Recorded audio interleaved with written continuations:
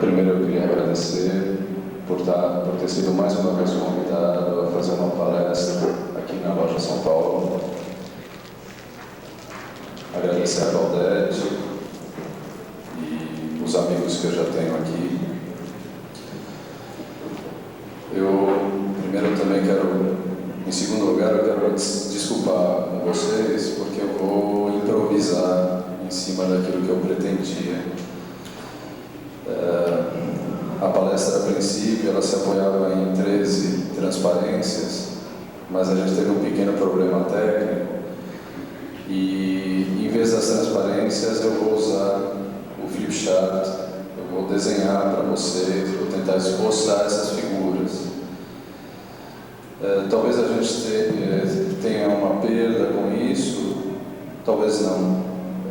Eu vou me esforçar para tentar suprir essa questão técnica. Só vocês vão ter que ter um pouquinho de paciência na hora que eu for desenhar. Então eu já agradeço a vocês pela compreensão, pela improvisação. Imagina.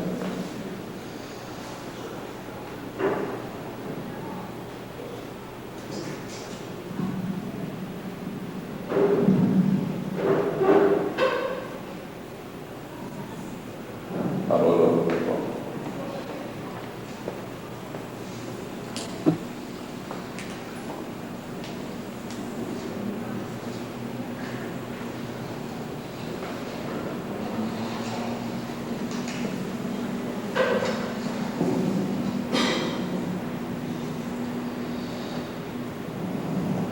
A gente vive num tempo que a religião é negada por a ciência parecer contradizê-la ou por as religiões parecerem postular visões diferentes a respeito de Deus e do mundo. Quando a religião ou a mística não é negada, grande parte dos que seguem uma das religiões, ou uma das tradições, ou uma das iniciações, tem considerado a sua como a única detentora da verdade, causando com isso ódios, guerras e perseguições recíprocas. Essas duas posturas aparentemente tão contraditórias, que é a negação da religião como um todo, ou da mística, e a negação das tradições ou das religiões entre si, são frutos da mesma ignorância. Pois, em sua essência, todas elas falam das mesmas verdades, dos mesmos princípios, apenas nomeando-os diferentemente e ressaltando certos aspectos em detrimento de outros. Além disso, as descobertas da ciência moderna não poderiam negar o que é dito pelas tradições religiosas, pois o campo de pesquisa da ciência limita-se a um dos vários níveis de realidade e da existência preconizados pelas tradições, de modo que, quando a ciência o nega, torna-se cega e tem de caminhar tateando no escuro, como na história dos cegos que descrevem um elefante conforme a parte dele que tocam com suas mãos. A ciência deveria, muito pelo contrário, caminhar de mãos dadas com os conhecimentos oferecidos pelas tradições, pois assim, sob o facho da luz do Espírito, poderiam caminhar em direção a uma compreensão cada vez mais clara e ampla das leis que regem este mundo e a vida humana. Essa ruptura que ocorreu entre a ciência e as tradições ocorreu por uma ruptura entre a razão e a fé. Operando juntas, a razão e a fé desembocariam na intelecção, que, segundo Aristóteles, possui imediatamente o conhecimento dos princípios. Mas mais verdadeira que a ciência, a intelecção é necessariamente infalível pelo fato de sua operação ser imediata, não sendo distinta de seu objeto, constitui uma só coisa com a própria verdade. A função da razão era sempre conduzir à fé e à intelecção, como demonstra todo o corpus aristotélico. Mas depois de Descartes, a filosofia caiu do plano dos universais e de sua aspiração ao conhecimento integral para o plano do relativo e do contingente e das aspirações de criar sistemas filosóficos pessoais.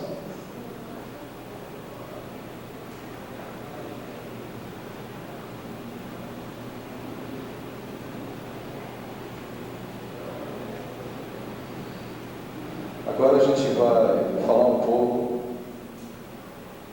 do que trata o tema mesmo da palestra, que é a unidade transcendente das tradições e os diferentes níveis de realidade.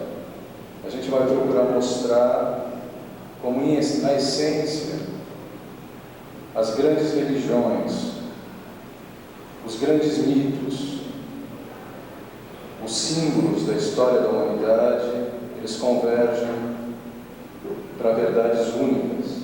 Eles nomeiam essas verdades com outros termos, mas eles falam das mesmas coisas. E a gente vai ver como eles descrevem a criação dos diferentes níveis de realidade, ou seja, a saída de Deus do absoluto de si mesmo, como o absoluto chega até a manifestação física, e qual é o caminho do homem para retornar à união com o absoluto, com Deus. E a gente vai ver como elas falam, tanto na descida como na subida, das mesmas verdades, das mesmas coisas.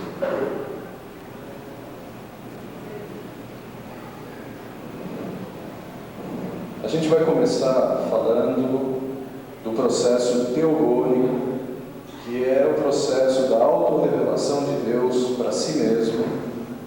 Em seguida, a gente vai falar do processo cosmogônico, que é o processo da criação dos diferentes níveis de realidade, dos diferentes cosmos, dos diferentes mundos.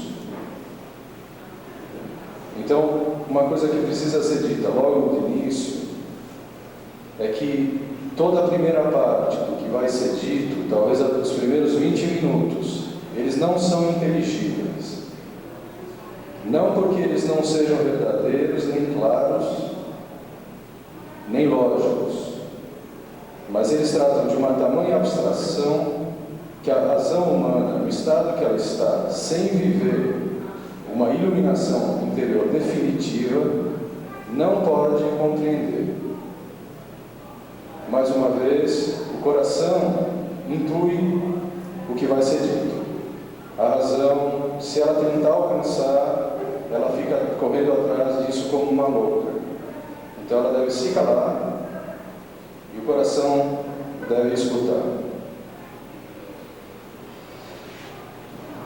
Então, a gente vai começar relembrando que todos os ensinamentos tradicionais dizem que o ser, ou o Deus Criador, ele tem a sua origem em alguma coisa que está além dele, no absoluto, ou naquilo que é chamado o sobreser.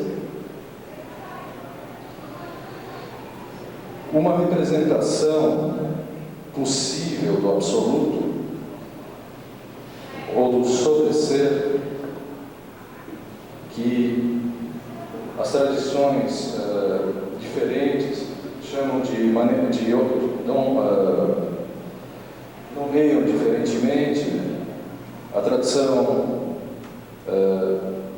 neoplatônica ou pitagórico-platônica nomeia de um absoluto. A tradição cristã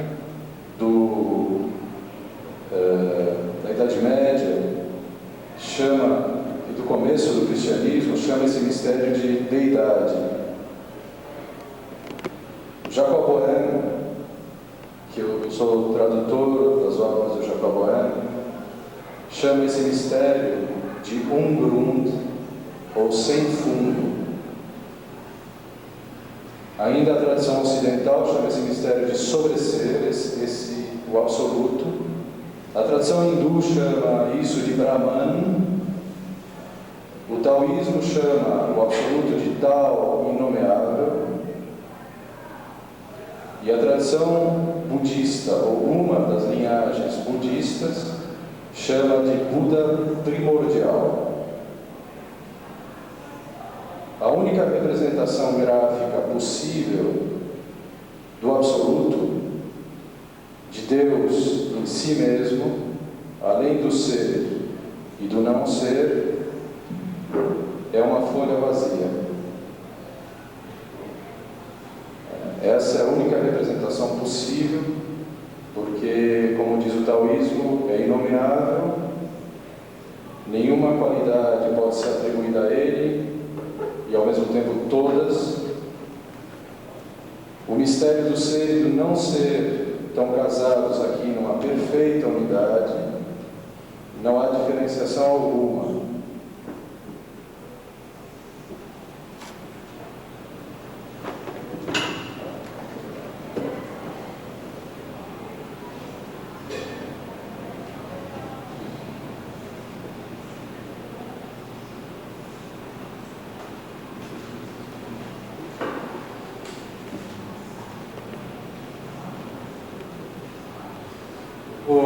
Eu ia projetar para vocês, eu vou ler apenas alguns trechos das diferentes tradições, das grandes correntes, mostrando agora, não um símbolo, o símbolo vocês guardem, desse sem segundo, de Deus em si mesmo. Antes de tudo, antes de se revelar mesmo para si, é uma folha em branco. Disso, a tradição hindu diz, numa passagem do Rig Veda, que então não havia o ser, nem o não ser. A tradição extremo oriental ou taoísta, através de Chuang Tse, diz que no início do início, nem o nada existia. Então veio o período do inomeável. Quando o veio à existência, havia o mas ele era desprovido de forma. A gente já está falando aqui 2 níveis, ou 3. De novo a tradição hindu diz, no início, antes que houvesse divisão alguma entre sujeito e objeto, havia uma única existência, Brahman, apenas, sem segundo. O nosso Jacobé fala que Deus, fora da natureza, é um mistério, é um nada. Esse nada é o olho da eternidade, abismo sem fundo. Ele contém uma vontade que é o desejo da manifestação para encontrar a si mesmo. Essa vontade, antes da qual não há nada, só pode buscar a si mesmo e encontrar a si mesmo e a si mesma por meio da natureza. Então essa é a descrição através, primeiro, de uma representação, se a gente pode chamar assim, simbólica do absoluto. Em seguida, a leitura de textos falam desse nível do princípio que a tradição judaica chama o ancião dos anciões. Depois a gente pode falar um pouco da questão das representações que se dá a esse mistério. Se a Cabala ou a tradição cristã vai desenhar um ser muito velho de barba, evidente que isso não é para ser tomado literalmente. É para mostrar que é o mais antigo do mais antigo, o princípio dos princípios das coisas. Então, se a gente compreender o porquê do simbolismo, não há escândalo. E a gente precisa voltar a compreender para que as pessoas voltem a casar o conhecimento e a revelação.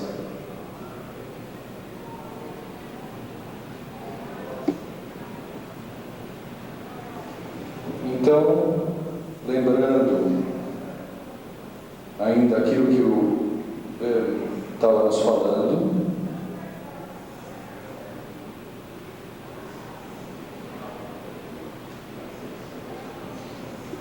que o nada, Deus é um nada fora da natureza, e Ele cria uma vontade em direção a alguma coisa, é como se começasse a surgir no sem fundo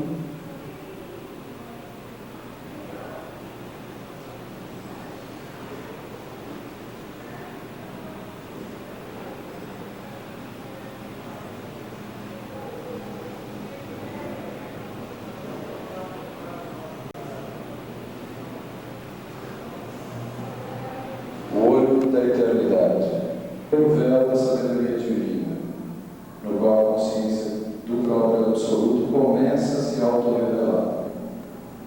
O absoluto, ou do ancião dos anciões, ou do Ain, e ao ser que dele provém, de Erie, eu sou. O cristianismo chama, respectivamente, de divindade sem fundo e de Pai. O hinduísmo chama esses dois níveis, o absoluto e o Criador, e o Pai, de Brahman, ou o Um sem segundo, e de Brahma, ou Atma, o Ser. Portanto, se o Ser, Deus no seu aspecto criador, provém do sobre-ser, a existência, com todos os seus níveis, ou todos os seus graus, provém do ser. O sobre-ser, o absoluto, ou o supremo bem, deseja criar o ser para conhecer-se. Vocês veem aqui como a folha vazia, simbolicamente, o absoluto, começa a apreender-se, perceber-se, surge uma primeira consciência de si mesma, que vai em direção ao ser de Deus. A gente vai passar na próxima figura, nós vamos representar o ser. Então, o sobre-ser, o bem supremo, deseja criar o ser, Deus enquanto Criador, para conhecer-se, amar-se e regozijar-se. E o ser, por sua vez, deseja a criação da existência para ser amado e conhecido. Então, a gente está falando primeiro num processo teogônico, da auto-revelação de Deus para si mesmo, e depois num processo cosmogônico, da revelação do ser divino para as criaturas. Segundo processo da manifestação divina, segunda grande etapa que se divide em três ou quatro grandes etapas.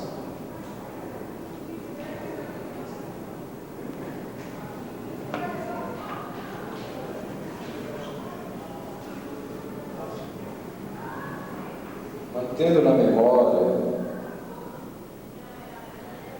essa figura, o Absoluto continua indo em direção ao processo de autorrevelação, e uma descrição simbólica, no centro, simbolicamente, é a vontade do Absoluto de ir em direção à autorrevelação de si em formas. O círculo é uma representação da face. Mais uma vez, ponto de Pai, a tradição hindu de Brahma, a tradição taoísta de Tao nomeável. Bom,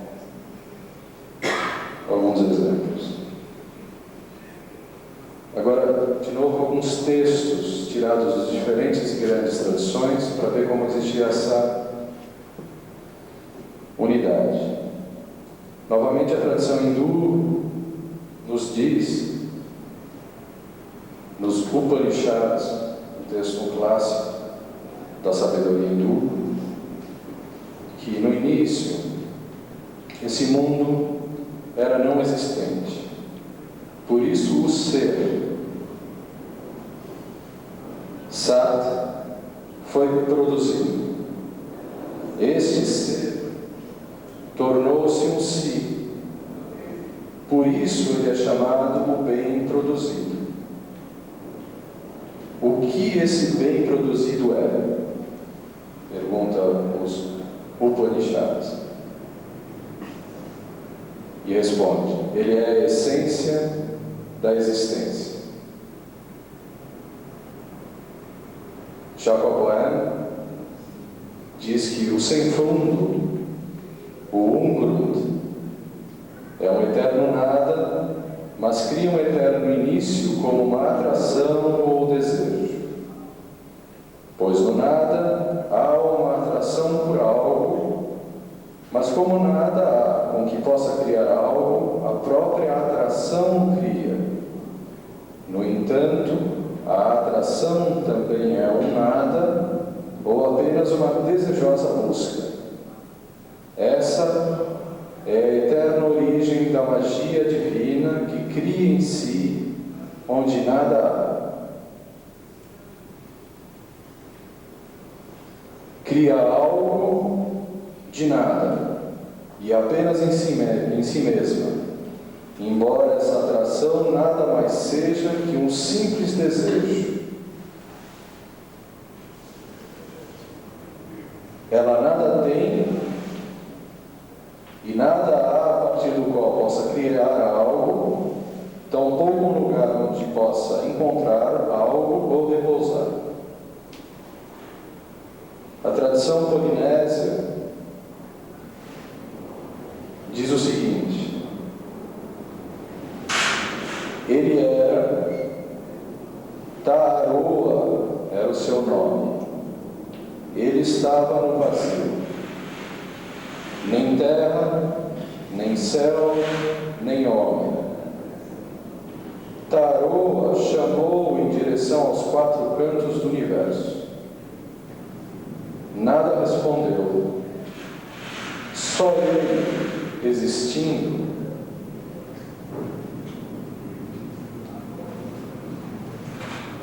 transformou a si mesmo no universo.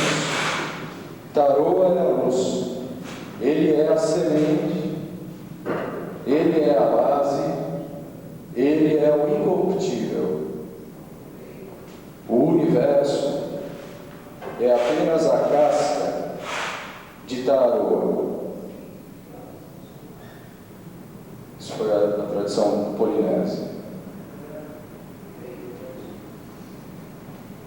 O nosso Hermes Trismegisto diz: a força com a qual Deus age é a sua vontade.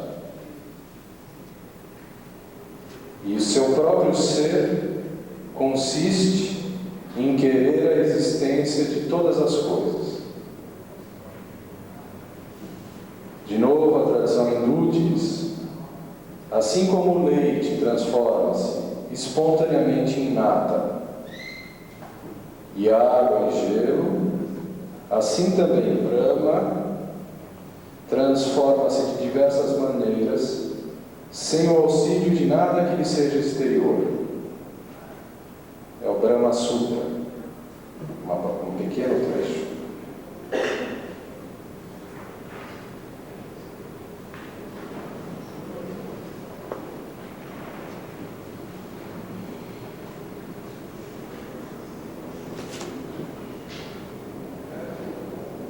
Agora, a gente vai fazer mais uma representação, tentando sempre guardar na mente, não na memória, mas como impressão,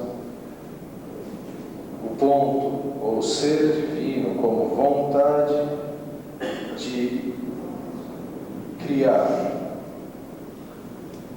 de revelar-se.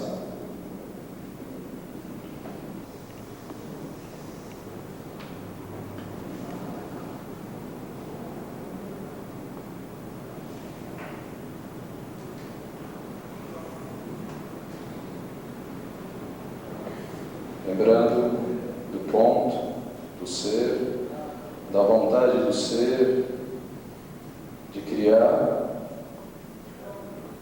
do desejo de atrair substância onde não existe substância alguma,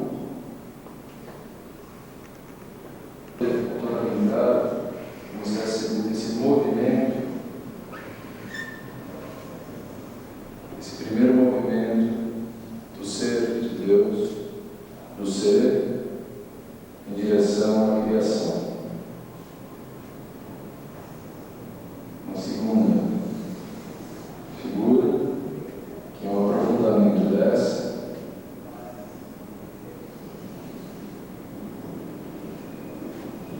é um círculo. Pintar, isso eu morei muito tempo, vocês consideram isso tudo como escuro. Então, essas figuras são chamadas pela tradição extrema, são chamadas de Vuji, na tradição extrema oriental. Então, é a passagem do ser, através da vontade ou do desejo, para a criação do primeiro nível de realidade, original, Yang, original. A tradição judaica chama de Binah, inteligência, e Chokhmah, sabedoria.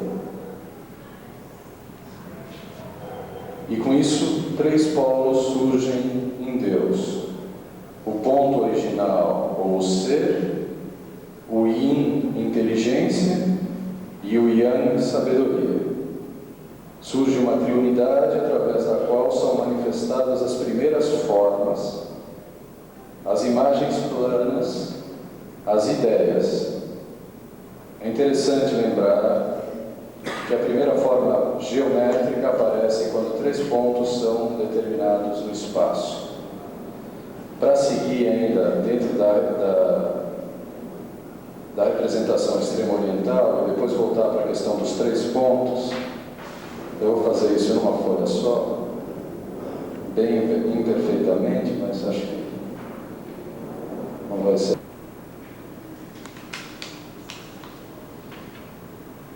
Ele vai em seguida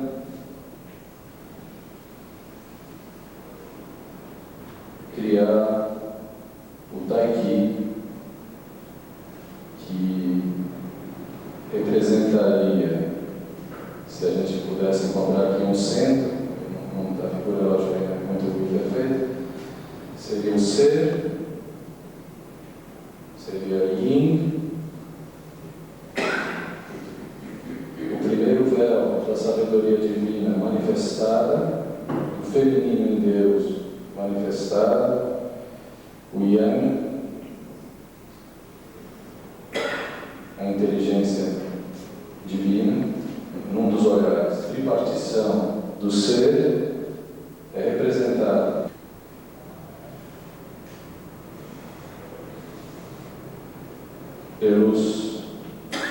pelas três sefirás, Chokhmah, Keter, Chokhmah e Binah.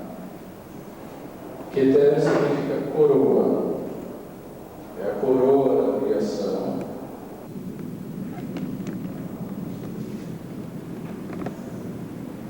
sobre essa passagem e a gente perceber como todos os sábios das diferentes tradições viram tudo isso, desde do mais alto até aqui, como eles escreveram isso. A tradição hindu fala que o Senhor, tendo habitado no outro, por sua própria mediação, rompeu esse ovo em dois e com essas duas partes formou o céu e a terra. Céu e terra.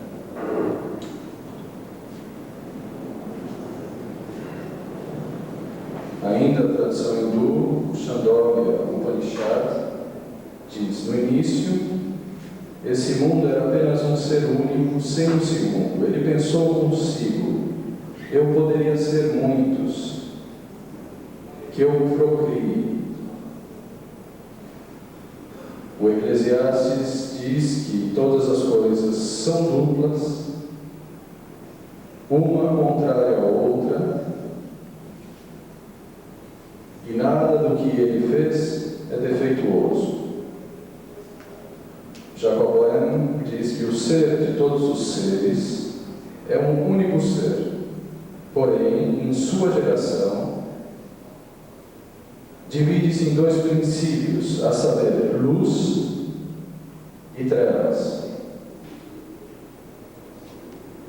Alegria e tristeza, bem e mal, amor e ódio, luz e fogo, e a partir desses dois princípios eternos, num terceiro princípio, a criação.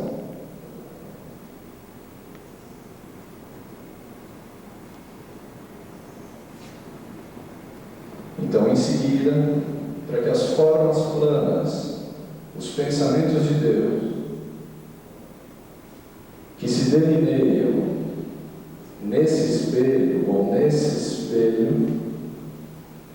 ou em Brahma, na sabedoria,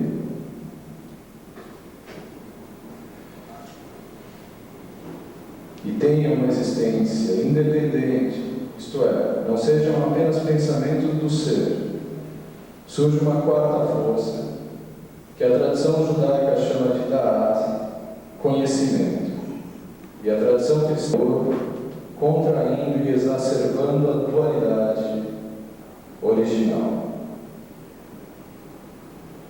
Então aqui a gente tem uma primeira dualidade, tanto aqui no Taiki como no mundo de Atzilut da Kabbalah, mas é uma dualidade na plena unidade e na plena harmonia.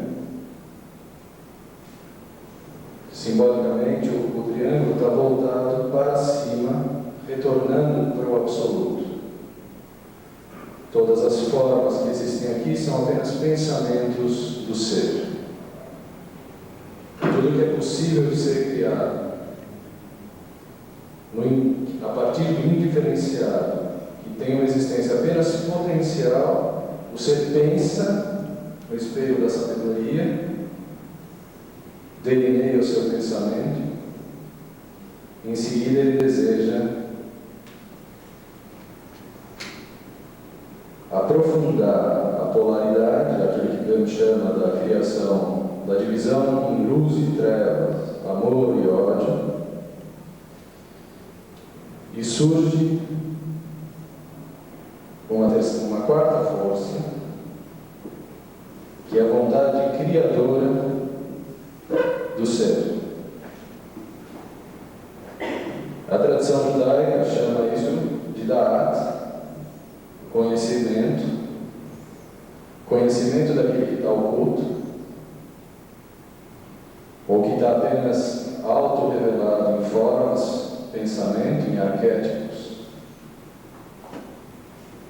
de formas puras, e a tradição cristã chama de fiat, faça-se, que aquilo que está pensado seja criado. Uma outra representação possível dessa passagem seria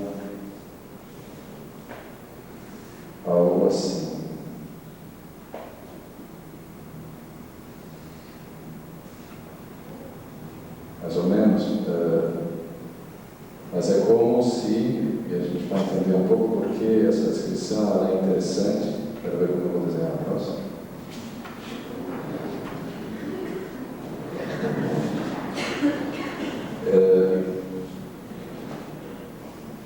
Porque esse fiat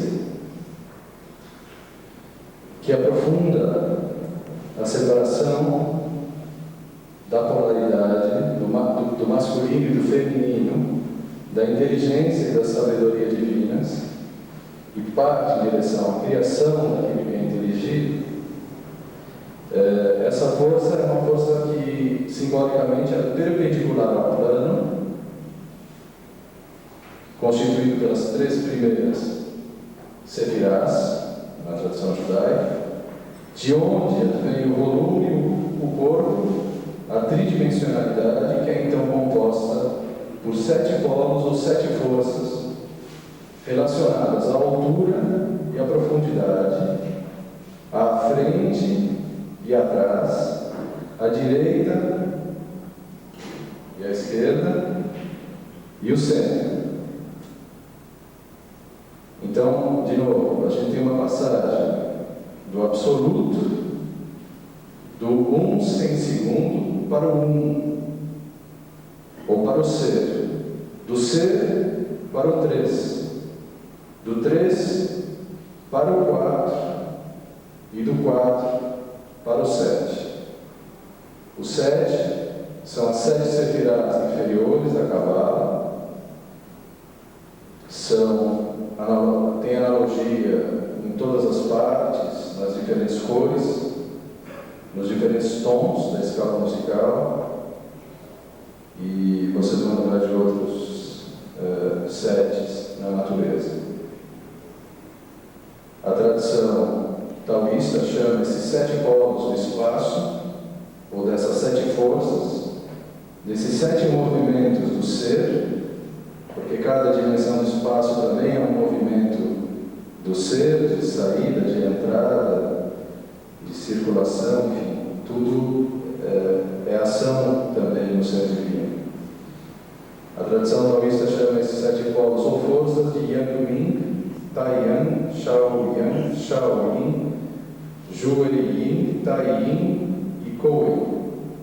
A tradição judaica chama esses 7 polos de Hesed, misericórdia, Geburah, rigor, Tiferet, beleza, Netzah, vitória, Hod, glória, e Yesod, fundamento, e Malkut, reino.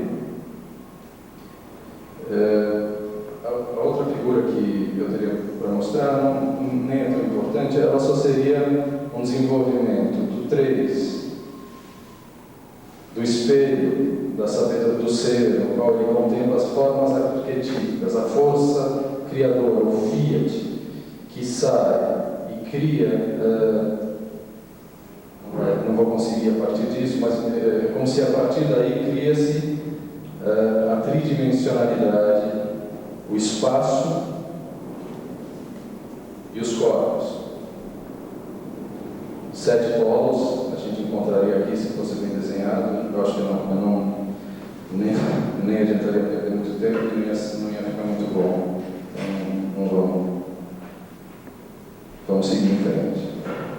Quanto símbolo e suporte para a contemplação e para a intuição dos princípios de que se trata.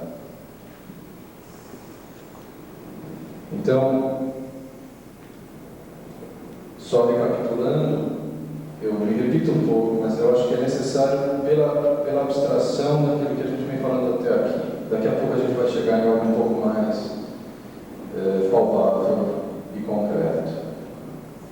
Então, o primeiro desses mundos manifestados corresponde ao mundo das ideias arquetípicas da tradição pitagórica platônica. E é um mundo coeterno com Deus. Deus sempre se revelou para si como ser e sempre revelou para si a sabedoria divina. Então, a descrição da passagem do absoluto para o ser é apenas para mostrar a raiz mais oculta do grande mistério. Mas essa passagem ocorre desde toda a eternidade. Deus sempre se auto-revela para si. Não houve um momento em que Deus não se revelou para si.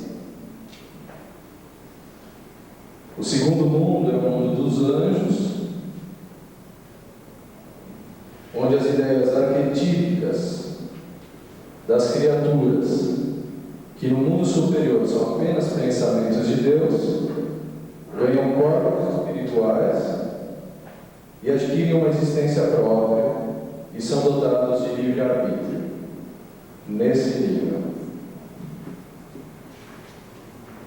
O terceiro é o mundo do psiquismo, das forças dos astros, da astrologia,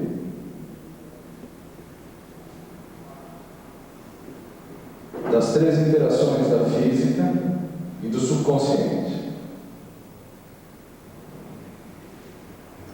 O quarto é o mundo físico, o mundo da matéria, o mundo da quarta interação física, a força gravitacional.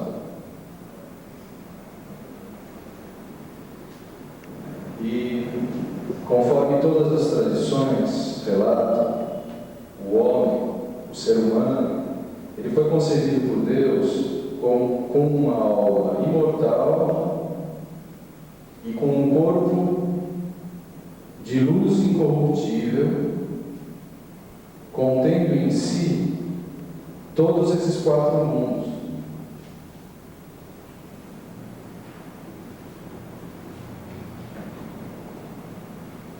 No entanto, como em vez de olhar para o princípio e para a unidade da qual ele proveio, ficou seduzido o homem pelos efeitos e pela multiplicidade, então os efeitos, a multiplicidade, o envolveram, o arrastaram para baixo, cortaram a sua ligação com o ser e com o supremo bem que está além do ser, então, muito bem detalhada no corpus hermético do Hermes Trismegisto. No entanto, apesar dessa queda, o homem não perdeu a sua alma imortal, correspondente ao mundo angélico.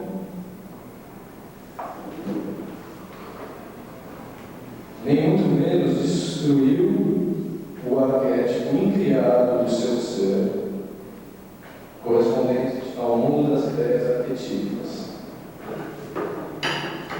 Tanto a alma como o arquétipo do homem, de cada ser humano,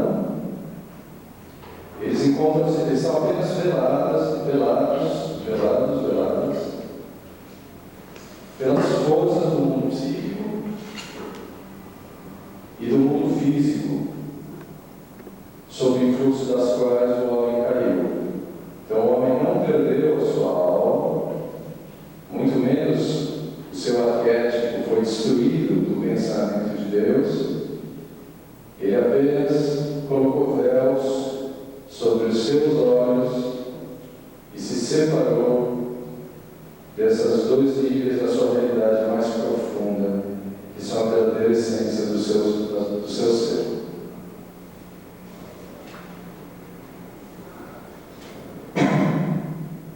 Então a gente terminou de descrever o processo teogônico e cosmogônico, o processo da auto-revelação de Deus para si mesmo, depois do processo da criação dos diferentes níveis de realidade. A gente falou de maneira muito sucinta da queda do homem. E agora que a gente está aqui, na Terra, preso à Terra, a gente vai falar da longa jornada de caminho de volta para a origem.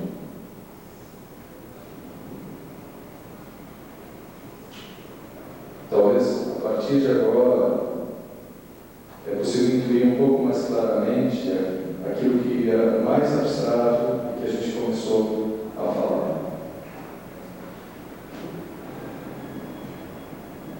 Então, o estado que o ser humano caiu, no qual até agora ele se encontra, a única maneira de ele alcançar a felicidade e a verdadeira paz é romper esses véus que o separam da sua verdadeira natureza.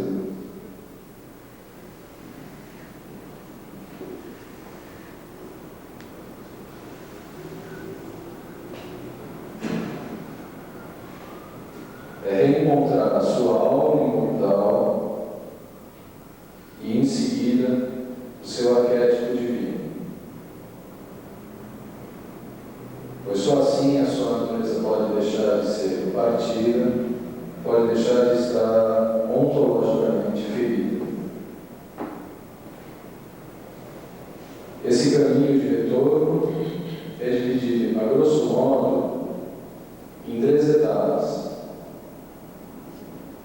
O primeiro passo que a gente deve dar para iniciar a primeira etapa desse caminho é darmos meia volta e dirigirmos de novo a nossa vontade e o nosso desejo para o princípio, para o ser do qual originalmente a gente veio. Então, o primeiro passo, uma vez que nós somos criaturas em queda,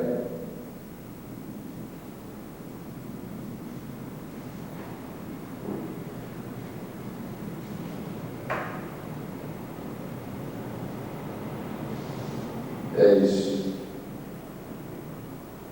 É inverter o desejo. É inverter o desejo de possuir, de ser amado, de poder, de sucesso, de prazer, pelo desejo de ser, de amar,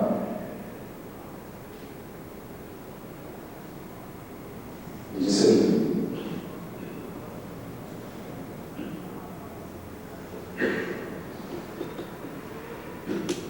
Essa primeira grande etapa do caminho de retorno, que é a travessia no mundo astral, a travessia do mundo psíquico,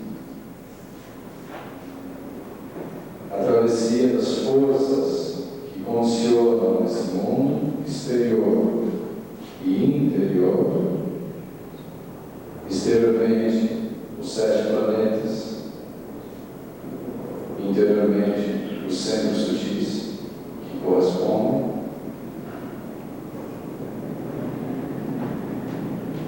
Essa primeira grande etapa, ela é composta de 3 passos. O primeiro passo a gente já falou, é a conversão da vontade, é a conversão do desejo. O segundo passo que a gente tem que dar é tentar nos elevar além das forças duais que regem os 2 mundos inferiores. Isso corresponde a vencer os nossos desejos de poder, de prazer e de posse. Ou seja, vencermos as paixões, as emoções e os pensamentos, os desejos, as emoções e os pensamentos. Pois a nossa condição atual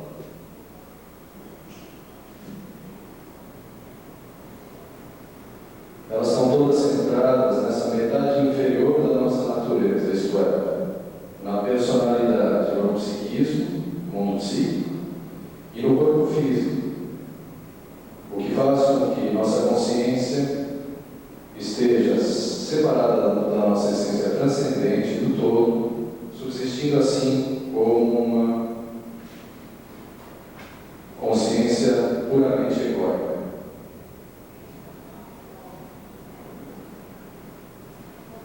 A gente precisa dominar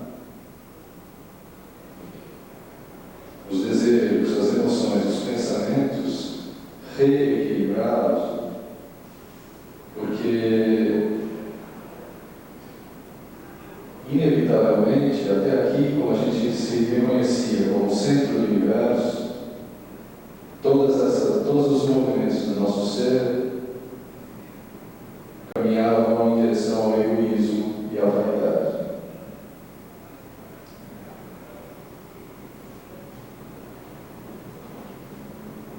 Então, o terceiro passo, ainda nessa primeira etapa, é como se aí a gente vai em direção a dominar essas forças.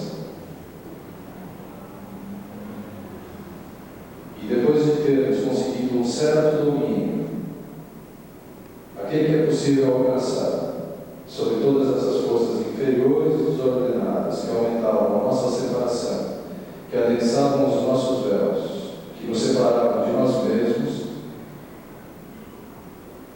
é oferecer tudo aquilo que a gente conhece de nós, toda a nossa natureza separada em sacrifício, para que a nossa natureza unificada e verdadeira possa nascer. Então, o segundo passo é importante a palavra, um certo domínio sobre as forças astrais, sobre as forças do mundo psíquico, um certo domínio sobre o prazer, as emoções e os pensamentos. É uma certa purificação, porque aqui é muito pouco que a gente pode fazer. A gente não pode purificar de fato o mundo sutil, porque nesse momento a gente só tem a nossa vontade, né? É a vontade de encontrar aquilo que está além da vaidade, né? Encontrar um bem que seja real e eterno. Só que só a luz que está no mundo angélico pode abrir os centros sutis. A abertura dos centros sutis antes disso, ou não é possível, ou não é recomendável. O que tem que ser buscado é apenas reequilibrar os centros sutis, reequilibrar os desvios que a gente exacerbou quando a gente servia apenas o mundo profano. Quando o domínio que a gente é capaz, que é muito pouco, então ninguém se desespere com as dificuldades dessa travessia da ordem negro, né? Porque ninguém pode se tornar puro por si mesmo, ninguém pode se tornar bom por si mesmo. O bem, o supremo bem, está aqui em cima. O bem manifestado permeia todos os níveis. Ele nos visita, mas ele não está em nós de maneira fixa na consciência. Ele vai passar a estar fixo, conscientemente, a partir da altura desse véu.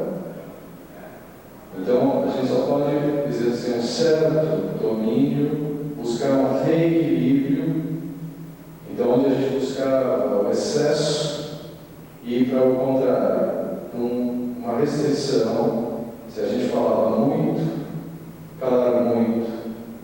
Se a gente desejava muito ser amado, desejar muito amar. Se a gente desejava muito ser servido, desejar e tentar muito servir. Esse é o trabalho da ordem negra, da travessia do mundo astral. E sempre que a gente vai tentar amar, servir, calar, a gente vai conseguir muito pouco, porque os desvios que a gente semeou a cada nível, quando a gente coloca uma consciência do bem ali dentro, o que se revela ali não é o bem, mas são as sombras que a gente semeou durante a nossa vida. Mas isso é a obra inteira em andamento, porque as sementes da vaidade ela germina, a luz da consciência ceifa e separa. Dói, mas a obra avança. Isso deve ser feito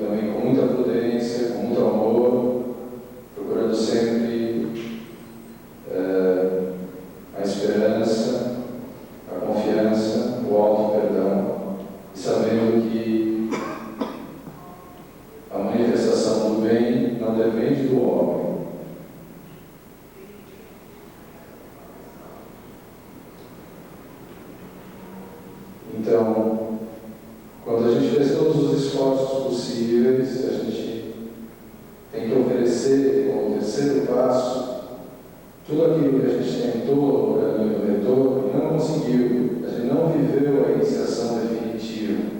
A luz não se fixou na consciência. Então, a gente oferece todo o nosso sofrimento por perceber a nossa impotência e a nossa incapacidade. E a gente aceita essa dor, porque a gente toma consciência que esse sofrimento da alma que atravessa o mundo astral, o mundo sutil, é esse sofrimento que vai cooperar para a morte da vaidade.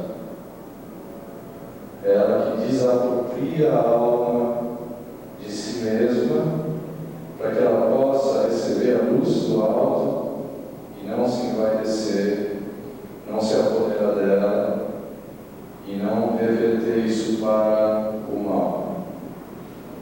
A vaidade tem que morrer, o ego ele tem que morrer para renascer.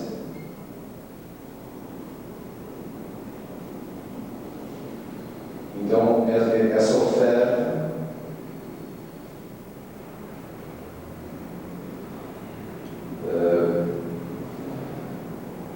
ela vai ocorrer, ela vai permitir a passagem para a segunda etapa. Se a gente conseguir fazer esse sacrifício, a gente vai estar nessa porta e a gente só pode ir até essa porta. Nessa porta, a gente se torna apto para dar o passo definitivo de passagem. Mas esse passo, na verdade, não é propriamente um passo à frente, pois ele não está mais ligado à vontade, mas a uma transformação radical do ser, o que tem um caráter simplesmente intelectivo, pois é uma descida da luz dos mundos superiores na nossa consciência. E ela se dá pela compreensão dos princípios metafísicos,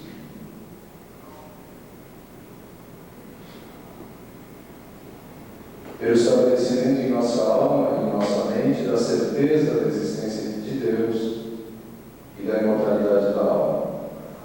Quando essa cultura se dá,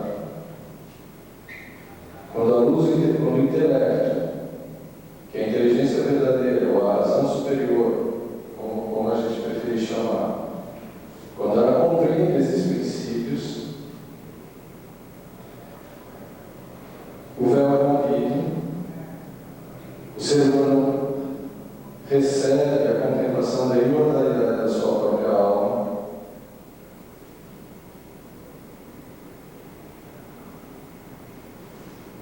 E é evidente que o sentimento que se tem então é de uma alegria inexprimível, porque então a gente já não está mais preso ao tempo,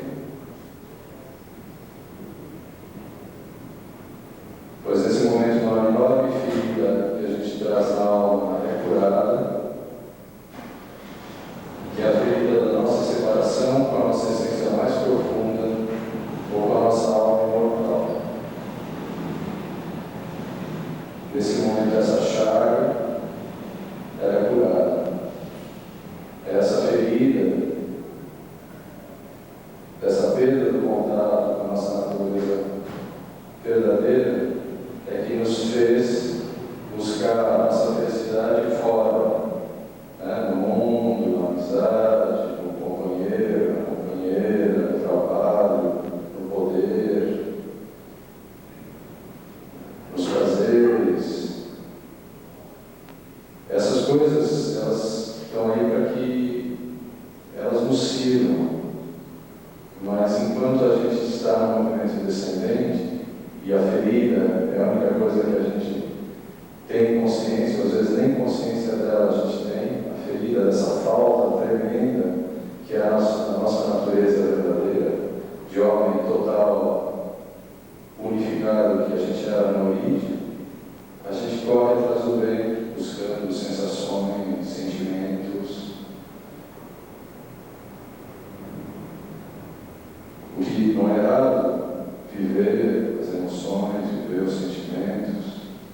desfrutar daquilo que o mundo nos oferece, mas a gente tem que tentar sacralizar todas as coisas.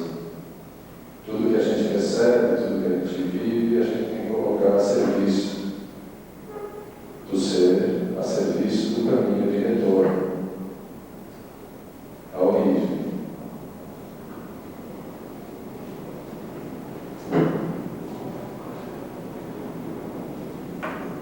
Simbolicamente, então, entramos nesse momento, na segunda etapa do caminho.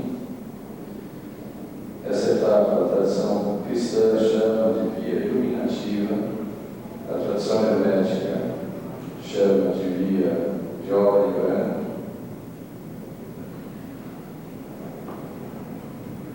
É mais uma grande etapa, com outras tantas provas,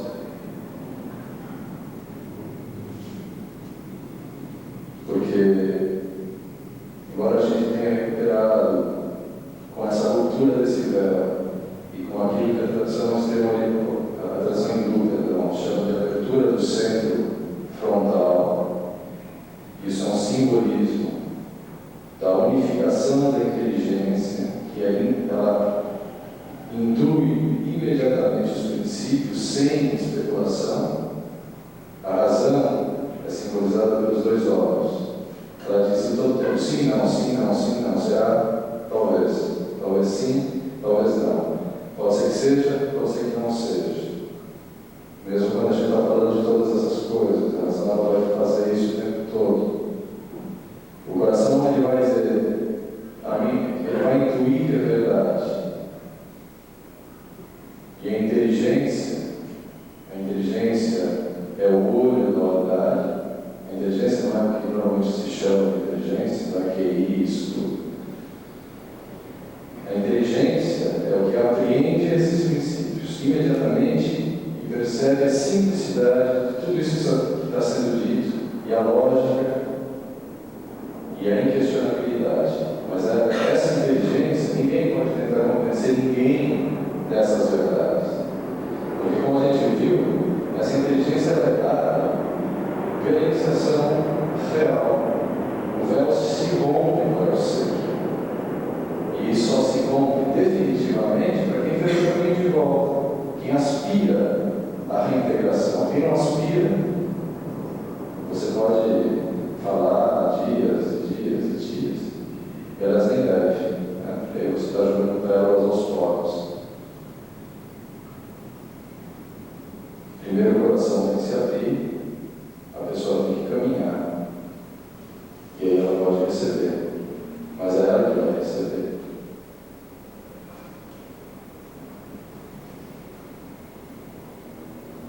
Então, embora uma parte do caminho, uma grande ferida tenha sido apurada, ainda há essa segunda etapa a ser percorrida, pois resta ainda recuperar um mundo mais alto, o contato direto com o princípio, com a fonte de nosso ser e de todos os seres, o que só poderá ocorrer depois da luz que agora é contemplada pela nossa alma, ter purificado os dois mundos inferiores, o mundo psíquico e o mundo físico, se bem que essa luz ainda não vai purificar níveis de maior densidade. Ela vai descer até um nível, e os níveis mais baixos vão ser purificados por luzes mais altas. Né? Por isso a gente vê como não é a nossa força que nos purifica, é a luz que nos é dada à medida que a gente avança. Quanto mais luz, mais transformação. Mas só vai ser dada mais luz por mais desejo de luz, mais aspiração pela luz e mais desejo de servir a humanidade. Senão é falsa luz.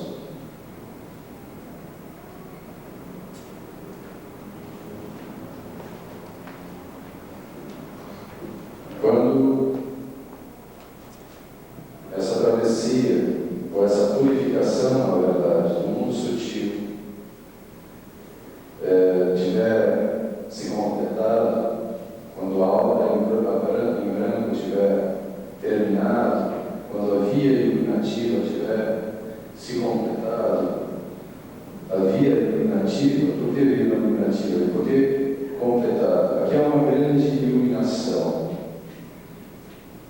mas essa iluminação que permite ao ser humano compreender os princípios metafísicos, compreende a globalidade, mas não compreende o detalhe.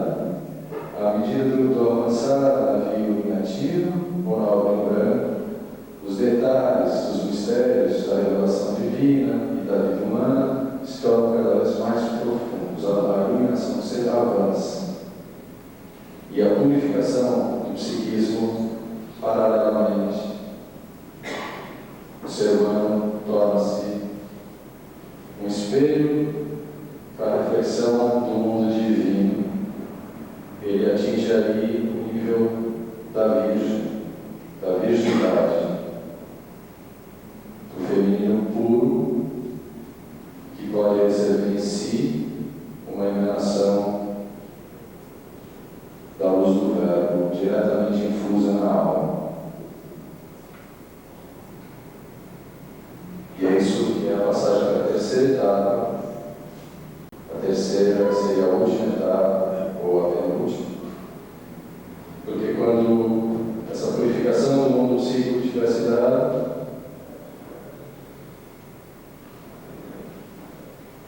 o ser pode, pela ruptura desse véu,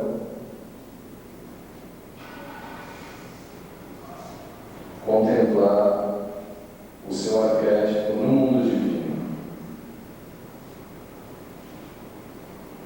passando a ser conduzido, então, continuamente por ele. Nessa terceira etapa, esse novo e mais alto nível de contemplação e unificação conosco mesmo e com o divino, vai permitir que um nível ainda mais profundo de purificação do nosso ser se dê. Seria, assim como aqui a gente tem a travessia dos 7 planetas interiores, o que a gente vai viver quando esse véu se rompe, aqui os planetas são abertos e branqueados. Aqui, simbolicamente, a gente sobe através dos 7 céus. Então são as experiências estáticas. O ser humano entra então na quarta etapa e última desse imenso caminho de retorno. Pois então,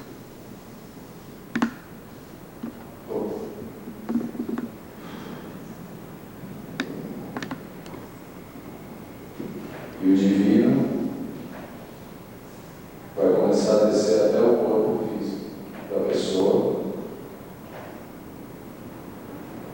É aquilo que a tradição cristã chama de encarnação do Verbo. E por isso que os maiores iniciados, alguns deles disseram que não eram mais eles que viviam, era Cristo que vivia neles. Esse é o mistério disso que se fala. Já não é mais a pessoa, mas a luz mais alta do ser divino começa a descer ao mais profundo da corporalidade física, o que não termina nessa vida. É aquilo que é chamada a obtenção da pedra filosofal, que é corpo e não é corpo. É o corpo glorioso da tradição ocidental. A gente lembra que na tradição ocidental alguns grandes nomes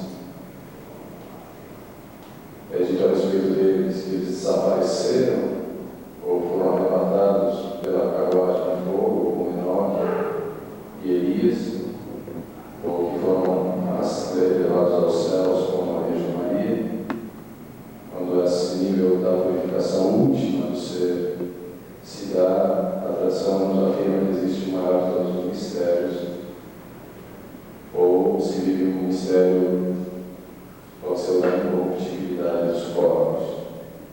Isso existia no Antigo Egito.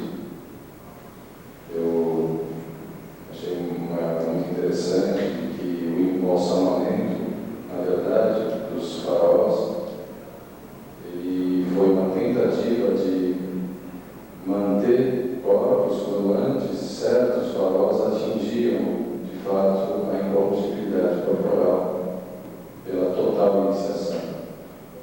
E o corpo ficava como testemunho, como receptáculo do Verbo encarnado. E isso transmitia influência espiritual.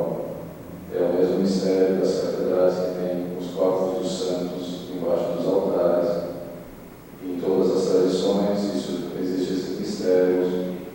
Os sufis do islamismo peregrinam em direção aos túmulos dos grandes mestres do sufismo, das suas tarikas, das suas cadeias iniciáticas, para receber também, inclusive, essa bênção do santo que ficou na relíquia.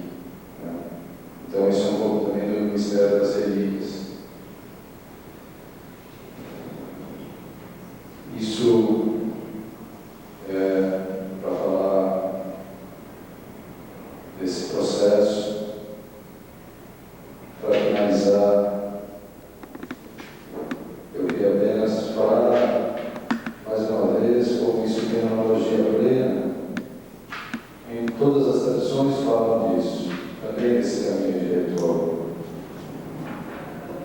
A tradição mais difícil para o Ocidente, e é a que está mais em voga, até porque é a que menos se compreende, é o budismo. Eu tenho uma figura aqui, não vou desenhar, mas ela fala, o budismo fala, só para a gente ver como fala sobre as mesmas coisas, né? O budismo fala que, além de tudo, o primeiro princípio é o Buda primordial. É aquela folha em branco, como a gente viu. Esse representa também uma forma de um senhor sentado, mas é como nós sempre desenhamos um senhor de lado. É uma representação apenas simbólica, não literal. Eles falam que em seguida ao Buda primordial existe o sunyata, que é o vazio. A gente lembra quando surge o primeiro círculo de Deus, no qual ele se afirma enquanto ser, a revelação do vazio no absoluto. Ele se revela as duas faces, do sobreser, do não ser e do ser. É o sunyata. Depois o budismo diz que existe alguma coisa chamada Dharmakaya. É o corpo de Buda. Né? É o oceano infinito. É aquilo que o judaísmo chama de Ein Sof, é o infinito. Depois eles dizem que existe o Amitabha, esse Amitabha primordial, é o Buda da luz ilimitada. Eles também desenham esse senhor como se fosse o senhor gordo, sorridente. E na verdade isso é um princípio, é uma representação disso. Né? É o Buda da luz ilimitada. O judaísmo chama esse terceiro grau da existência negativa de Ein Sof, a luz infinita. Né? Depois o budismo diz que, depois desses três véus do sunyata, do Adibuda, o Adibuda, o sunyata, o Dharmakaya e o Amitabha, há uma separação entre 5 Jani-Budas. Eles chamam de Vairocana, que a tradução é o manifestador, o ser. Depois o Akshobhya, que é a sabedoria especular. Em terceiro lugar, se revela o Ratnasambhava, que é o nascido da gema, é a inteligência divina, chamado também o beatificador. Em quarto lugar, uma reflexão do Amitabha primordial na manifestação, ou da luz infinita, na luz criada do mundo angélico, essa que é a misericórdia. E em seguida, o Adibuda chamado Amoga Siddhi, que estaria aqui, cuja tradução é o conquistador todo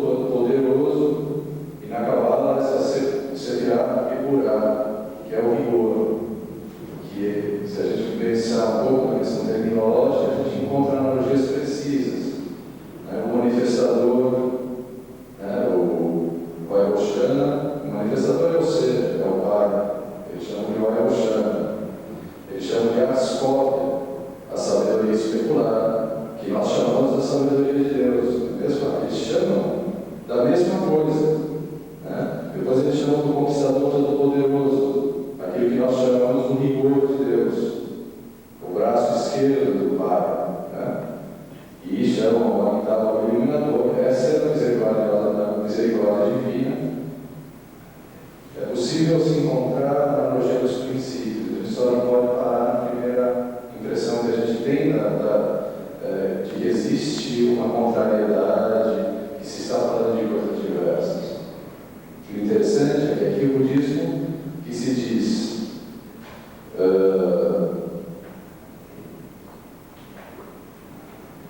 tender para o nirvana, para aquilo que está além de toda forma, ele usa muito mais formas do que o Ocidente para representar esses princípios. Ele representa como Budas, como seres, aquilo que a gente representa como forças, e depois como hierarquias angélicas, como emanações dessas forças.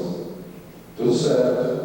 Cada povo tem representações que são propícias para a sua estrutura psíquica, pelas suas assinaturas. Cada povo vem revelar uma parte da sabedoria e vem mostrar um certo aspecto da sabedoria divina com mais profundidade.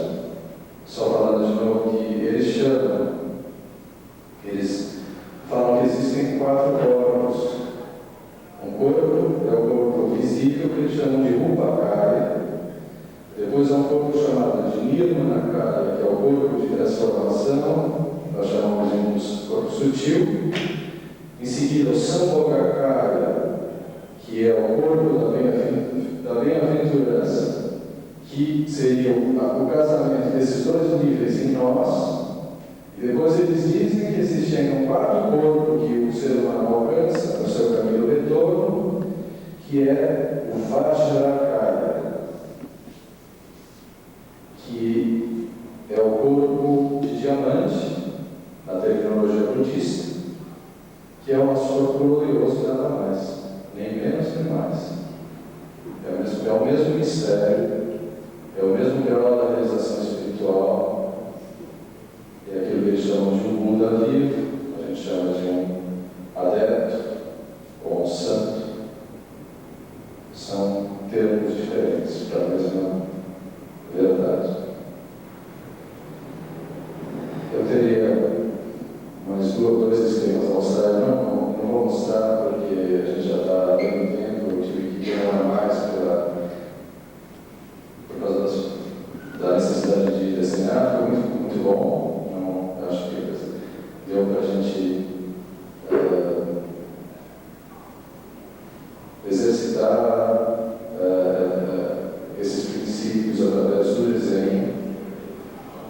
Só que eu tive que me estender um pouco mais, às vezes perdi um pouquinho a coerência do discurso, mas eu acho que não foi comprometedor. Então, eu agradeço a participação de vocês, a presença de vocês. E, enfim, tem um livro que trata com certo detalhe desses princípios, das diferentes níveis de realidade do Patrick Paul, e onde isso está colocado já, enfim, de uma forma bastante minuciosa e